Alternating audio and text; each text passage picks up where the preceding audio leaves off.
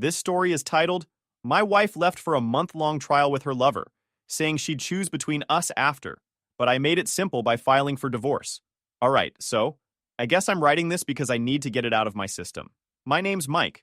I'm 31, and until recently, I thought I had my life figured out.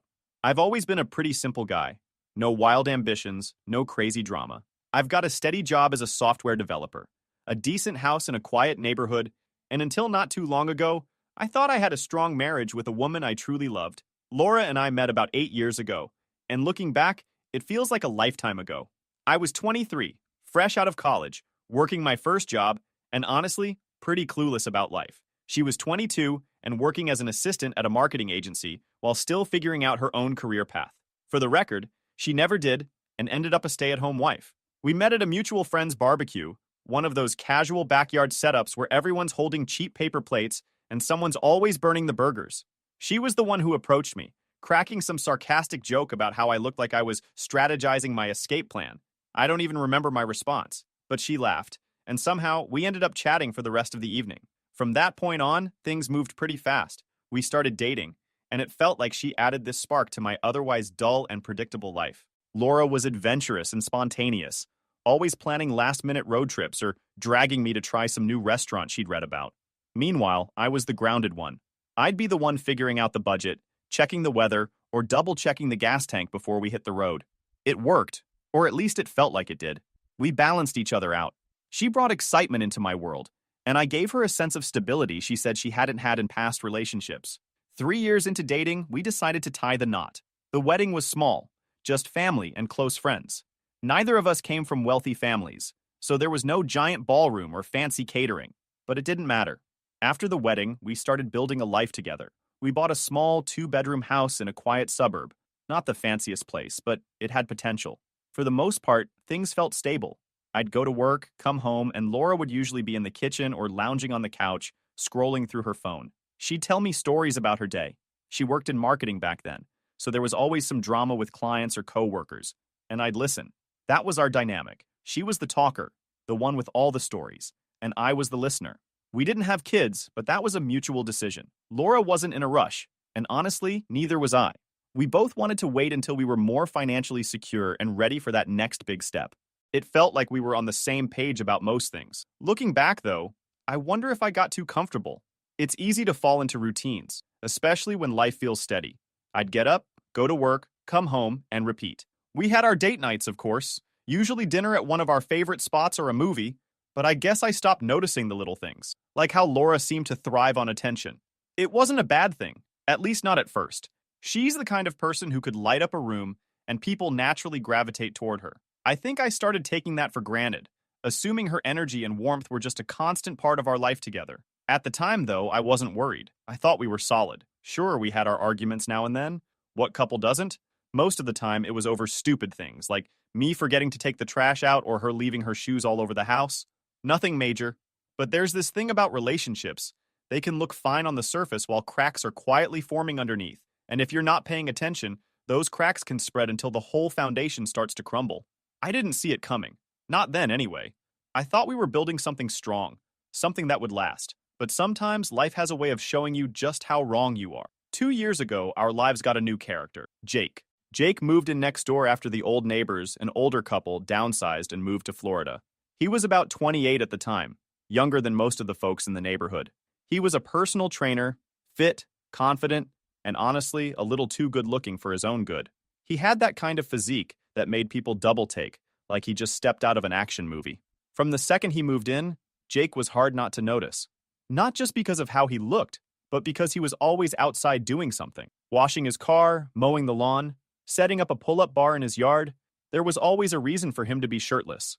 It didn't take long for him to become the talk of the neighborhood. Laura noticed him right away. How could she not? The first time we officially met Jake was when he came over to introduce himself while we were in the yard one Saturday morning.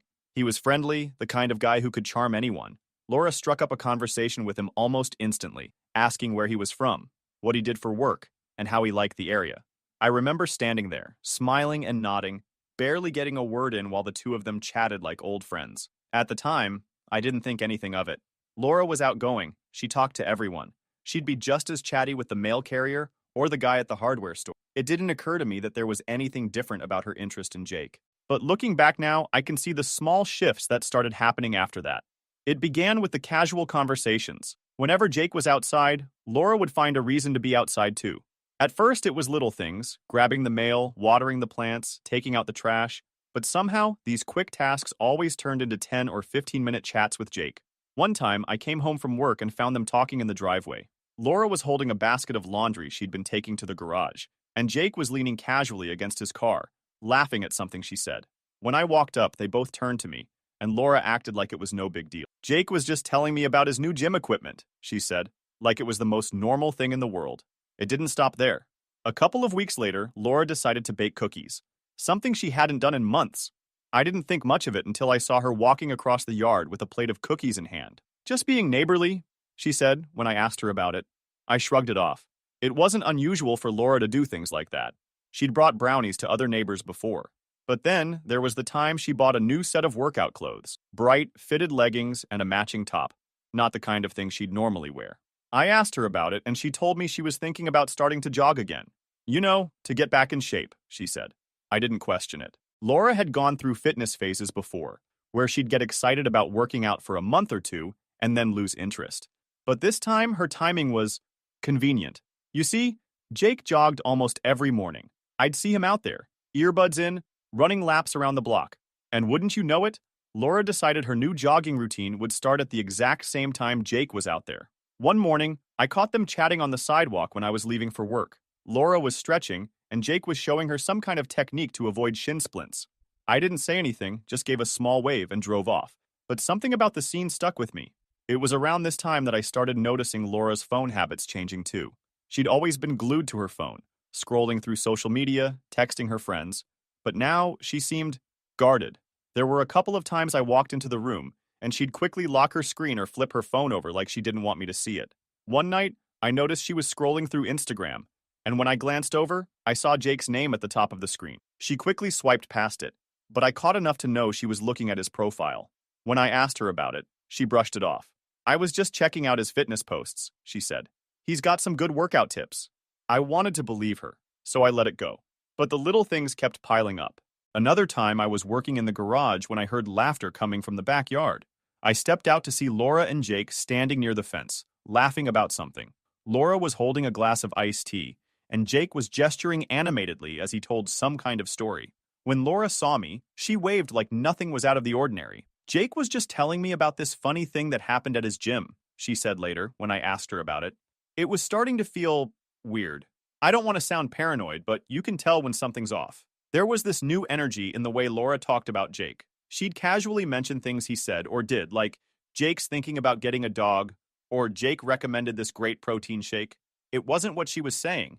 It was how she was saying it. And then there were the glances. You know the kind I mean. When we were outside and Jake happened to be around, I'd catch Laura stealing little looks in his direction. It was subtle, but once you start noticing it, you can't unsee it. At this point, I still hadn't said anything. Part of me didn't want to believe there was anything to worry about. I trusted Laura. We'd been together for years, and I thought we had a good thing going. But another part of me, the part that couldn't ignore the pattern, was starting to wonder. I decided to keep quiet for now, but I started paying closer attention. If something was happening, I needed to see it for myself. It was a Saturday morning, and I remember it clearly because it started so damn normal. I woke up early, like I usually do, made myself a cup of coffee, and sat at the kitchen table scrolling through the news on my phone. Laura was still in bed, which wasn't unusual. She liked her lazy mornings, especially on weekends. The house was quiet, just the sound of the coffee machine humming in the background, and for a moment, I actually felt relaxed. Funny how that works. You think everything's fine because you have no idea what's coming. Laura came into the kitchen about an hour later. She was in her pajamas, hair still messy from sleep, holding her phone in one hand and rubbing her eyes with the other. She sat across from me at the table, and I could tell something was up right away. She had this nervous energy about her, tapping her fingers on the table, glancing at her phone like she was avoiding eye contact. You okay? I asked, setting my phone down. She nodded quickly, then shook her head. Actually, no, she said, letting out a deep breath. We need to talk. Now anyone who's been in a relationship knows those 4 words rarely mean anything good. My stomach tightened, but I tried to play it cool. All right, I said, leaning back in my chair. What's going on? Laura hesitated, her eyes darting around the room like she was trying to find the right words. Finally, she looked at me and said, I don't know how to say this, so I'm just going to say it. I think I have feelings for Jake. For a second, I thought I misheard her. What? I asked, leaning forward like getting closer would help the words make more sense. She bit her lip, looking genuinely uncomfortable. I didn't mean for it to happen, she said quickly, like she needed to get ahead of the backlash. It just happened.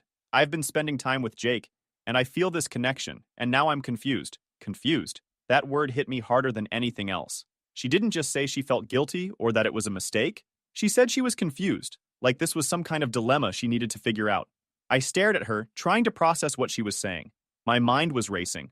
Was she saying she wanted to leave? Was she asking for a divorce? Was she trying to confess and move on? I couldn't tell, and that made it worse. So, what does this mean? I asked finally. Are you saying you're done with us? Laura shook her head quickly. No, not necessarily, she said. I don't know what I want right now. I love you, Mike. I do. But I can't stop thinking about him, and I need to figure out what these feelings mean. I felt like the floor had been pulled out from under me. We'd been together for years, built a life together, and now she was telling me she wasn't sure if she wanted to be with me anymore. It was surreal. I took a deep breath, trying to keep my voice steady. So what are you saying? You want to take a break? She hesitated, then nodded. Kind of, she said. I need time to figure things out. I was thinking, maybe I could take a month to spend some time with Jake and see if there's something real there. If it doesn't work out, then we can focus on us. I blinked, completely stunned by her audacity. You're serious, I said, not even phrasing it as a question. Laura nodded, her eyes pleading. I know it sounds crazy, but I don't want to throw away what we have without being sure. I don't want to live with regrets, you know? Regrets. That word stuck in my head like a splinter. She was talking about regrets like she was the one risking everything, like my feelings were secondary to her figuring out her life. I sat there, staring at her, a mix of anger and disbelief bubbling under the surface. Part of me wanted to blow up, to tell her how selfish she was being. But another part of me, maybe the calmer, more calculating part, decided to stay quiet and let her dig her own hole. All right, I said finally, leaning back in my chair. Laura blinked, clearly caught off guard.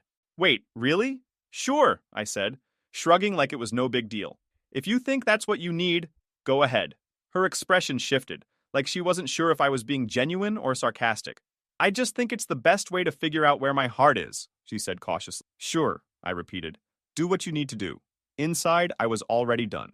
The second she said she wanted to spend a month with another man, my brain flipped a switch. But I didn't want to show my cards just yet.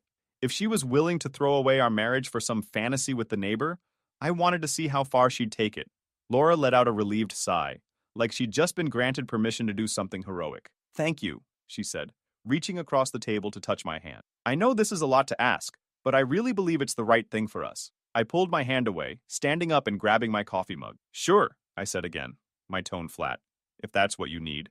She didn't say anything after that, just sat there, probably processing the fact that I wasn't arguing or putting up a fight. But inside, I was already making plans. Over the next few days, Laura started packing a small bag. She told me she'd be staying with Jake, and she made it sound so casual, like it was just another temporary thing. She didn't even seem to notice that I wasn't asking any questions or putting up any resistance. The day Laura left, the house felt different. Not empty exactly, but quieter, like someone had turned the volume down on my life. I stood in the living room after she walked out, her duffel bag slung over her shoulder, and I just stared at the door. I thought I'd feel angry or heartbroken, but all I felt was this strange calm, like the weight of pretending everything was okay had finally lifted. I walked into the kitchen, poured myself a glass of water, and just stood there, trying to process what had just happened. My wife, someone I'd been with for years, someone I thought I'd grow old with, had left to figure things out with the guy next door. If it weren't my life, I'd have thought it was some ridiculous TV drama. The first few days were strange. I started noticing the little things she'd left behind. Her favorite mug on the kitchen counter, a pair of shoes near the door, a blanket tossed over the back of the couch. I thought about moving them, but then I decided to leave them where they were. Not because I missed her, but because I didn't want to waste the energy. I threw myself into work, taking on extra projects to fill my time. I stayed late at the office, not because I needed to, but because I didn't want to go home to that empty house. When I wasn't working, I hit the gym, hard. I hadn't been a regular gym goer before, but there was something satisfying about pushing myself physically, like I could sweat out all the frustration I was feeling. Friends started to notice something was off. A couple of them asked why Laura wasn't around, and I gave them vague answers. She's staying with a friend for a bit, I said, trying to sound casual. I wasn't ready to get into the real story yet. My dad was the only person I told the truth to. I called him a few days after Laura left, and the first thing he said was, "What's wrong?" He's always been good at reading me, even over the phone. When I told him what happened, there was a long pause on the other end of the line. Then he said, "Well, son, I hate to say it, but it sounds like you're better off without her." At first, I wasn't sure how to respond. I'd expected him to be more upset, or at least ask more questions. But then he said something that stuck with me. "If she doesn't know your worth, why should you wait around for her to figure it out?" He was right. I'd spent so much time trying to make sense of Laura's decision, trying to figure out where I went wrong, that I hadn't stopped to think about what I deserved. I wasn't just some option for her to come back to if her fling with Jake didn't work out. That night, I sat in the dark living room, staring at the wedding photo on the mantel. We looked so happy in that picture, so sure of our future. But now, it just felt like a reminder of everything that had gone wrong. By the end of the week, I'd made up my mind. I wasn't going to sit around waiting for Laura to make her grand decision. I was going to make my own. The next day, I called a divorce lawyer. Sitting in that lawyer's office was surreal. I explained the situation, trying to keep my voice steady, even though part of me still couldn't believe it was real. The lawyer listened carefully, nodding as I talked, and when I was done, he said, "You're well within your rights to file for divorce. This kind of situation falls under irreconcilable differences." Hearing those words made something click in my brain. Irreconcilable differences. That's what we'd become. Laura and I weren't on the same page anymore, and maybe we never had been. The lawyer walked me through the process, explaining what I needed to do and what to expect. By the time I left his office, I felt a strange sense of relief, like I was finally taking control of my own life. Back at home, I started taking small steps to prepare for the inevitable. I moved some money into a separate account, just in case things got messy later. I went through the house and started mentally dividing up what was mine and what was hers. I didn't touch her stuff yet. I figured I'd wait until things were official. But in my mind, I was already making plans for what the house would look like without her. The days turned into weeks, and I started getting used to the quiet. It wasn't as bad as I'd thought it would be. In fact, it felt kind of peaceful. I didn't have to deal with Laura's constant chatter, or the little arguments over stupid things, like whose turn it was to do the dishes. Meanwhile, I started hearing things through the grapevine. A neighbor mentioned seeing Laura and Jake at the park together, looking cozy. Another one said they'd spotted them at a cafe downtown. I nodded and smiled, acting like it didn't bother me. But inside, I felt a mix of anger and pity. Anger because she'd thrown away everything we had for some fling with a guy who probably wouldn't stick around. Pity because I knew it wouldn't end well for her. Jake didn't strike me as the type to settle down, and Laura was going to find that out the hard way. By the third week, I'd stopped checking my phone for messages from Laura. I figured if she wanted to talk, she'd reach out, but I wasn't holding my breath. I was done waiting for her. One night, while I was cleaning out the garage, I found a box of old photos from when Laura and I first got together. For a moment, I felt a pang of sadness, remembering how happy we'd been back then. But then I thought about all the little red flags I'd ignored over the years, all the times I'd put her needs ahead of mine without even realizing it. I closed the box and pushed it aside. I didn't need those memories. It was almost a full month to the day when Laura decided to make her grand return. I hadn't heard much from her during her little trial with Jake. The few texts she sent were vague at best. "Hope you're doing okay," or "We'll talk when I'm back." She didn't even try to give me updates or pretend she was torn about her decision. It was like she'd already written me off as Plan B. By this point, I'd stopped caring. I wasn't waiting by the door, hoping she'd come to her senses. I wasn't pacing the house, wondering what she and Jake were up to. I'd filed for divorce, and my lawyer had already started drafting the paperwork. As far as I was concerned, the marriage was over. But I didn't tell her that. Not yet. When she walked through the door, it was like nothing had changed. For her, anyway. She had her bag slung over her shoulder, her hair perfectly styled, and this confident look on her face, like she'd just come back from a vacation and expected me to roll out the red carpet. "Hey," she said, setting her bag down by the door. "I'm back." I was sitting on the couch, flipping through channels, and barely looked up. "Welcome back," I said, keeping my tone neutral. She paused, like she was expecting more of a reaction. When I didn't jump up or ask her how it went, she walked over and sat on the arm of the couch. "We should talk," she said, her voice soft and careful. I muted the TV and turned to face her. "All right," I said, crossing my arms. "Talk." Laura smiled, the kind of smile she used when she was trying to smooth things over. "I've done a lot of thinking," she began, "and I've realized some things about myself, about us, about what I want." I just nodded, waiting for her to continue. She took a deep breath, like she was about to deliver some heartfelt speech. I care about you, Mike. I really do. And I think we can work through this. I think we can rebuild what we have. Rebuild. She said it like it was as simple as fixing a leaky faucet. I didn't say anything, just kept looking at her, letting her fill the silence. She seemed a little thrown off by my lack of response, but kept going. Jake's a great guy, she said, and I had to bite my tongue to keep from laughing at how casually she brought him up. But I realized he's not what I need. He's fun, sure, but he's immature. He doesn't have the stability that you have, and I think I was just caught up in the excitement of it all. There it was, her big revelation. She'd tried out the shiny new toy and decided she liked the old one better. Uh-huh, I said, my voice calm. Laura blinked, like she was expecting more of a reaction. I know I've hurt you, she said, reaching out to touch my arm. But I really believe we can get past this. We've been through so much together, Mike. We have history.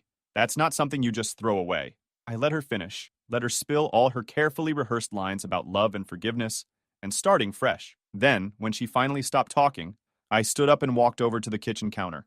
I opened a drawer, pulled out the stack of divorce papers my lawyer had sent over, and set them on the table in front of her. What's this? She asked, her smile faltering. Divorce papers, I said simply. Her face went pale. You're kidding, she said, letting out a nervous laugh. Nope, I said, leaning against the counter with my arms crossed. I'm not kidding. For a moment, she just stared at the papers, like she couldn't believe what she was seeing. Then she looked up at me, her eyes wide. You're divorcing me? Yeah, I said, my tone steady. I'm not interested in being your second choice, Laura. Her expression shifted from shock to anger in an instant. Second choice? She snapped. That's not what this is. I was confused, Mike. I needed time to figure things out. And in the process, you decided to test the waters with another man, I said, keeping my voice calm. You left. You walked out on our marriage. And now you're back, because it didn't work out with him. Do you honestly think I'm just going to take you back like nothing happened? Laura opened her mouth to argue, then closed it again, her face turning red. It's not like that, she said, her voice shaking. I was trying to do the right thing. I didn't want to stay and resent you. I thought, she trailed off, her eyes darting around the room. You thought you could have it both ways, I finished for her. She stood up, crossing her arms. You're making a mistake, Mike. We can fix this. I know we can. No, I said firmly. We can't. You made your choice, and now I'm making mine.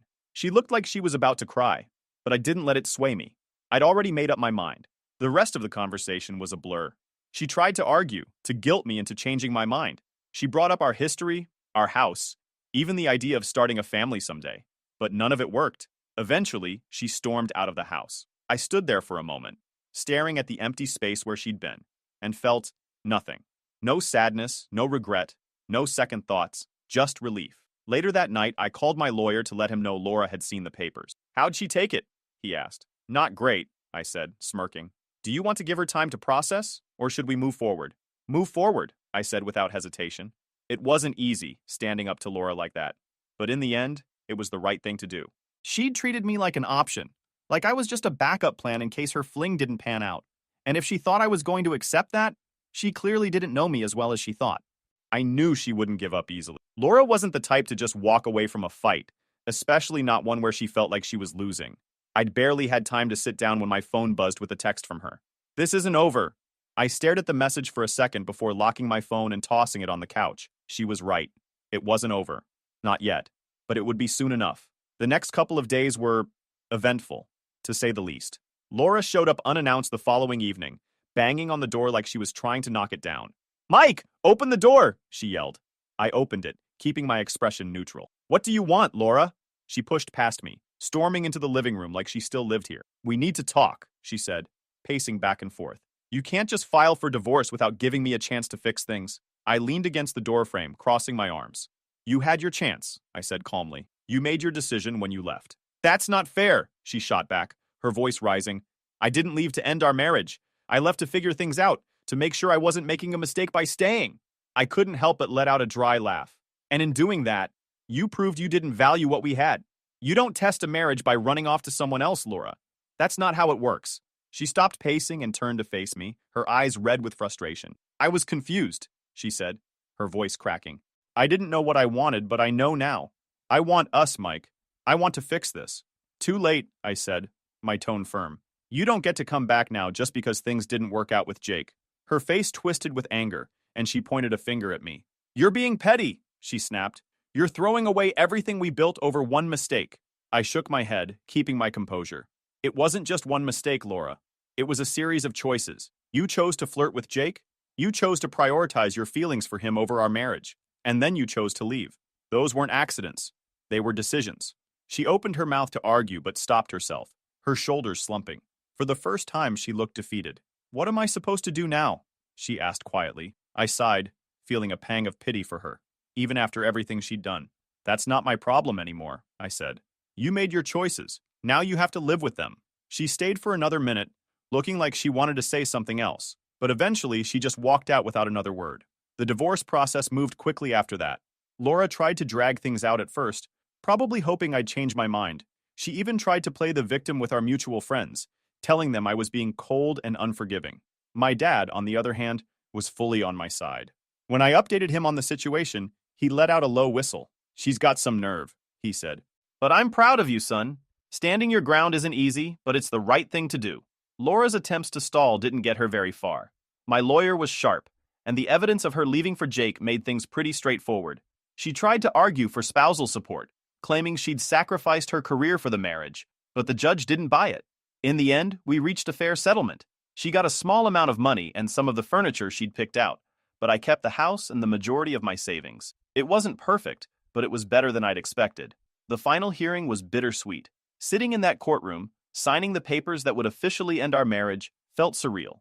I glanced over at Laura a couple of times. She looked tired, like she hadn't slept in days. Her lawyer handed her a pen, and for a moment, I thought she wasn't going to sign.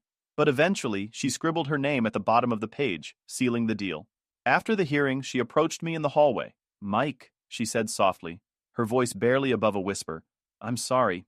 For everything. I looked at her, trying to see the person I'd fallen in love with all those years ago. But all I saw was someone I used to know. I know you are, I said. But sorry doesn't fix this. Her eyes welled up with tears, and she reached out as if to hug me. But I stepped back. Take care of yourself, Laura, I said, turning and walking away. Every now and then, I'd hear bits and pieces about Laura through the grapevine. Jake had apparently moved on to someone else not long after she came back to me. She was living with a relative now, trying to figure out her next steps, as one mutual friend put it. I didn't feel any satisfaction in hearing about her struggles, but I didn't feel sorry for her either. She'd made her choices, and now she was living with the consequences. One day, I ran into her at the grocery store. We locked eyes for a brief moment, and I could see the guilt written all over her face. She gave me a small, awkward wave, but I just nodded and walked past her. There was nothing left to say. Looking back, I don't regret how I handled things. Laura thought she could have it both ways, that she could leave, explore her feelings for someone else, and come back to me when it didn't work out. But life doesn't work like that. I've learned a lot about myself through this process. I know now that I deserve someone who values me, someone who doesn't see me as a fallback option. And if that person is out there, great. If not, that's fine too. For now, I'm just focused on rebuilding my life on my terms. Laura's trial run with Jake may have been her idea of finding clarity, but for me, it was the wake-up call I didn't know I needed.